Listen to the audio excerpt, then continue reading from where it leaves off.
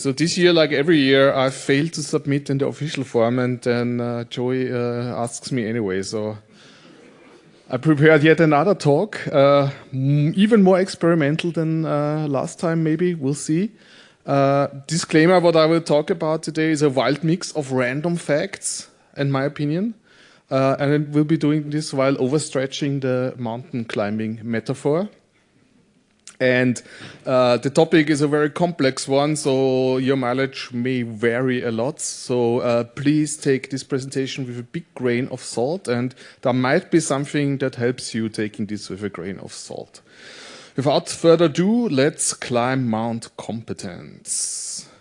So why did I want to talk about this? I have suddenly realized that we live in a hyper-reality that is being created by social media, advertisement, mis- and disinformation. So it's very difficult for us to figure out where in the world we actually stand and what's right and what's wrong.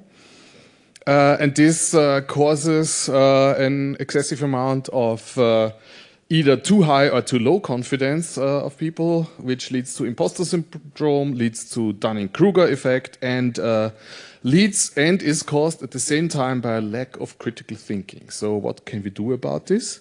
Well, my solution is because I spend a lot of time looking at the ceiling, thinking about things while reading Wikipedia articles in between, as I present you a model how to conceptualize your and other people's competence. This is a very rough model, but I only have 50 minutes. So let's go. I actually have to reset the time.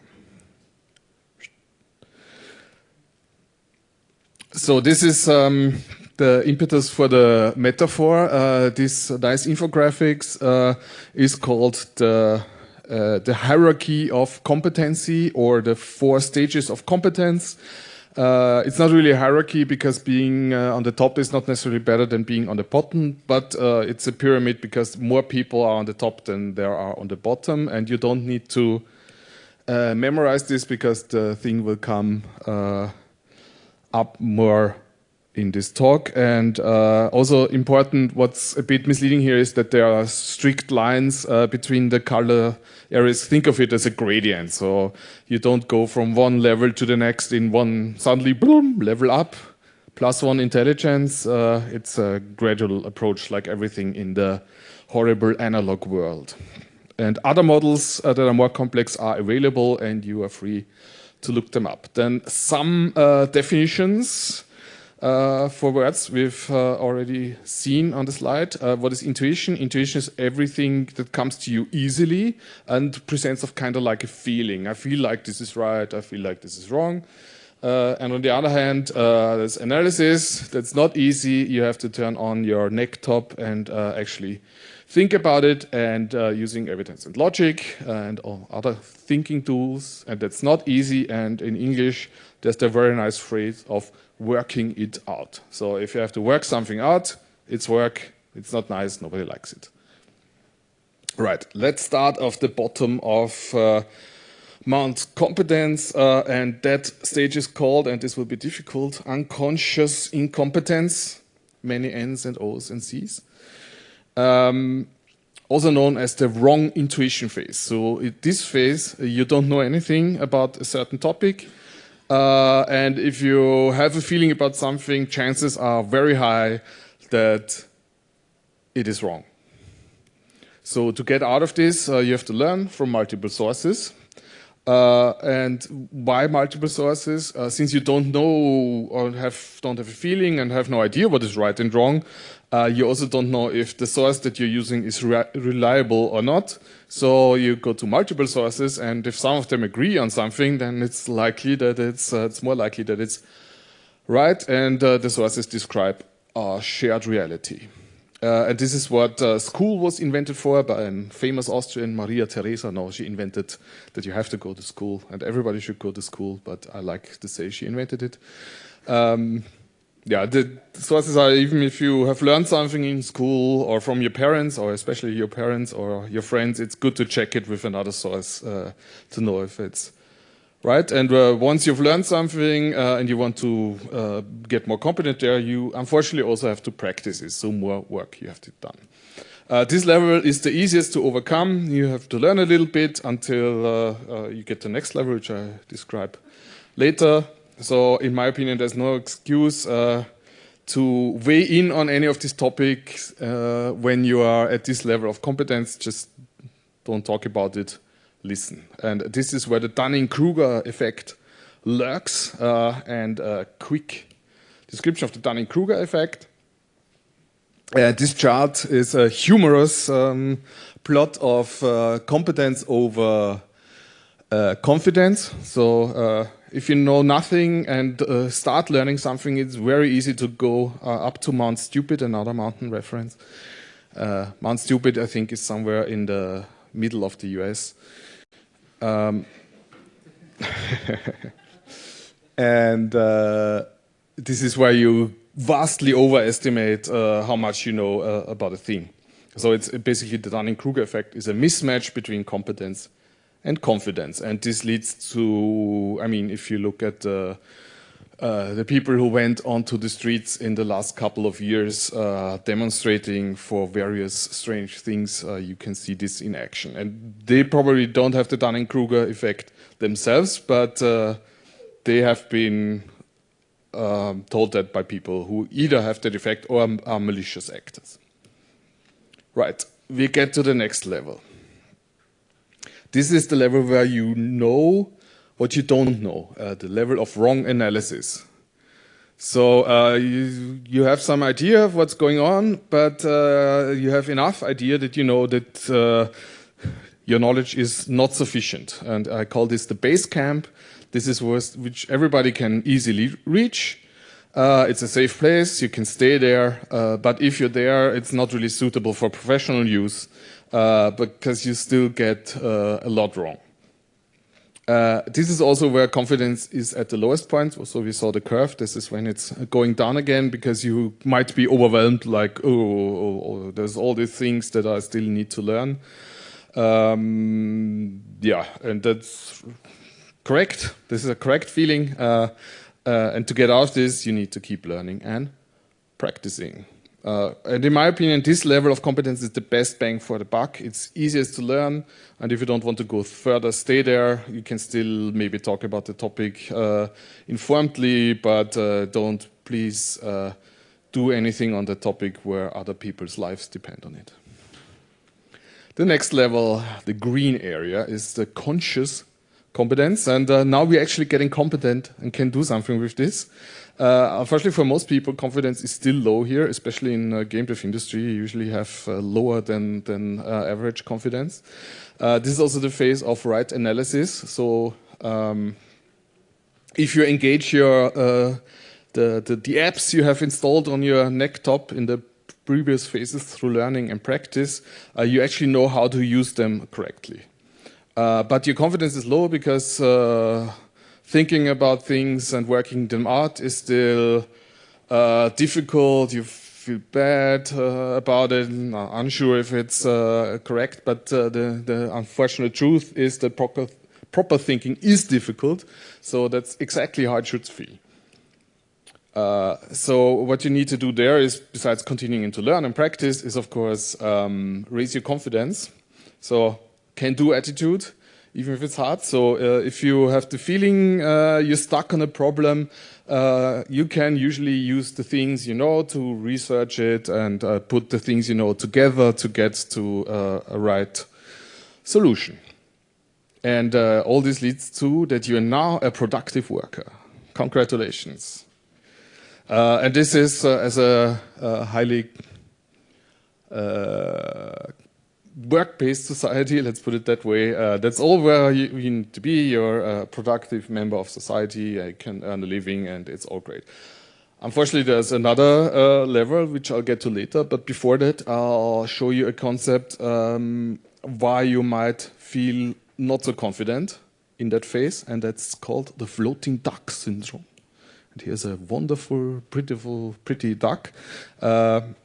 And it's a metaphor for something that looks easy isn't necessarily easy. And the floating duck is the namesake here, because if you see a duck in a lake moving, it seems like it's gliding effortlessly over the surface of the lake. What you don't see is that the little legs below are really working out, and probably the duck is, I mean, this duck is sweating, it's wet.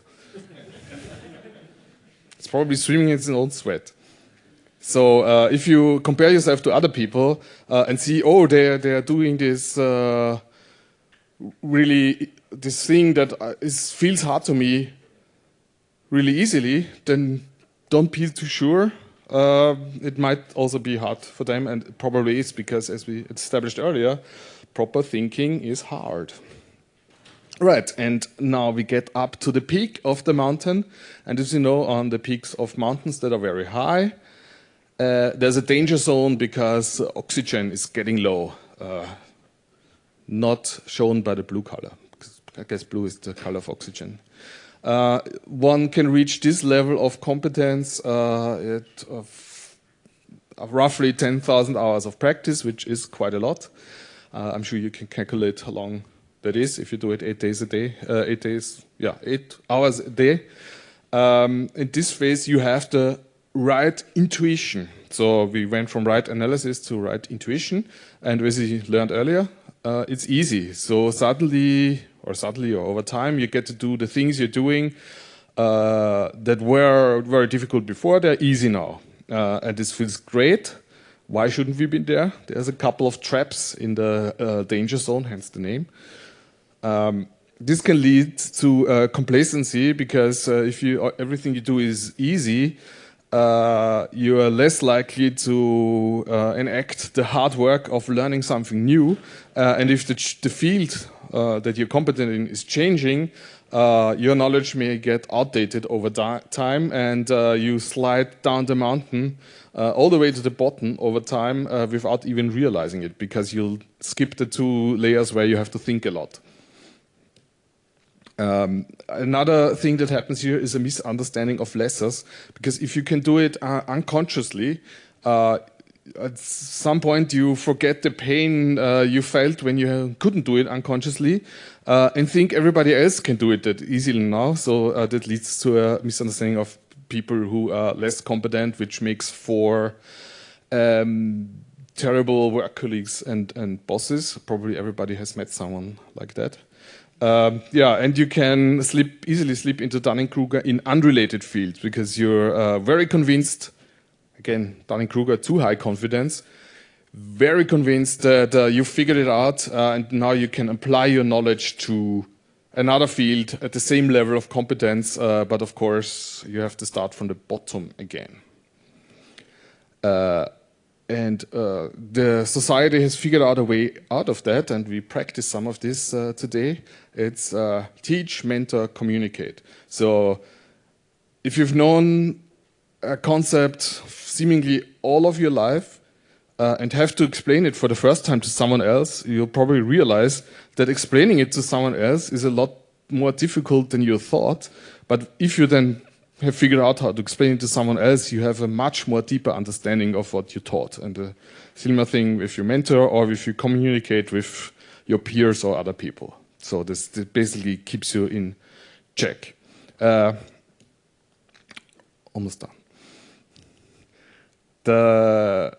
Something that I already hinted at, and the more clever people amongst you probably found out, there's not a single mount competence. There's a whole mountain range. They have different heights and different sizes and difficulties. And as I said, if you reach the peak of one, doesn't mean that you got anywhere on the other. The good news is there is some connection between them. So if you're competent in one thing, you can probably transfer some of the competence to another thing. But you shouldn't transfer your confidence with it as well.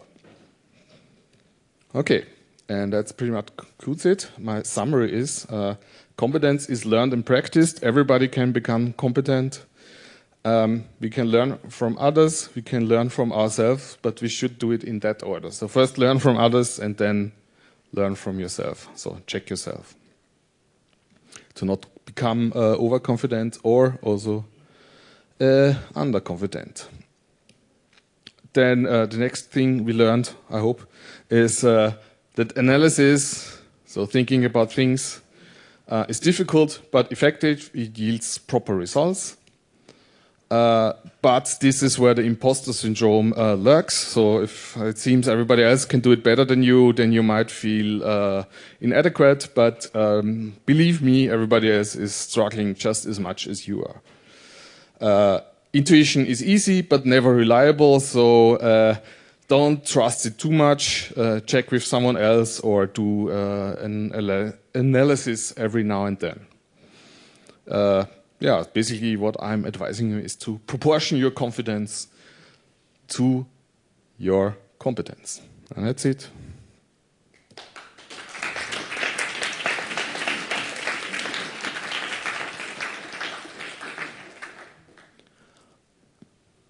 So thank you so much, Dietl, for the 9th time or 8th time in the room.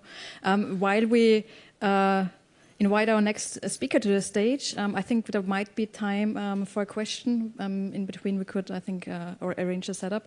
Is there any question in the room? Will you be back next year? This is, if you remind me again, if this wasn't too bad. So give it up for Dietl again. Thank you so much.